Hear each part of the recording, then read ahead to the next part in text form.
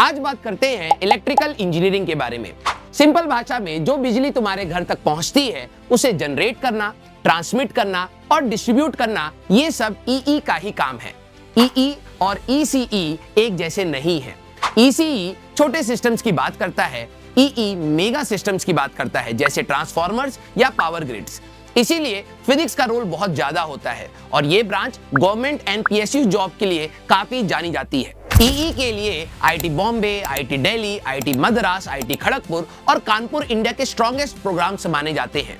NITs में ट्रिची, सूरतकल, वरंगल और राउरकेला भी सॉलिड ईई प्रोग्राम्स देते हैं।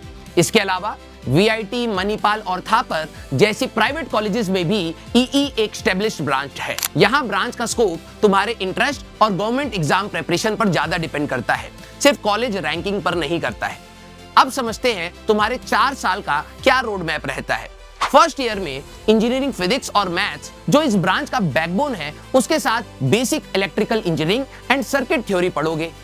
सेकेंड ईयर में electrical machines, electromagnetic theory, power electronics के बेसिक्स और नेटवर्क थ्योरी आते हैं। यहीं से समझ आता है जनरेटर्स, मोटर्स और ट्रांसफार्मर कैसे डिजाइन होते हैं। इसी साल से सर्किट डिजाइन और एनालिसिस लैब सीरियसली लेना शुरू करना। थर्ड ईयर में power systems, control systems, transmission and distribution और माइक्रो प्रोसेसर्स पढ़ोगे। मैटलैब और सिमुलिंक सॉफ्टवेयर सीखना इसी साल से जरूरी हो जाता है। बिना इसके एमटेक या कोर कंपनी में काम करना काफी मुश्किल रहेगा। अगर गेट या पीएसयू एग्जाम का प्लान है, इसी साल से आप उसकी तैयारी भी शुरू कर सकते हैं।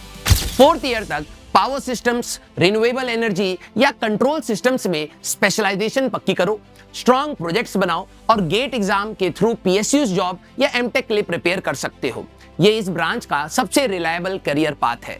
करियर ऑप्शंस में रोल मिलते हैं electrical engineer, power system engineer और कंट्रोल सिस्टम इंजीनियर जैसे।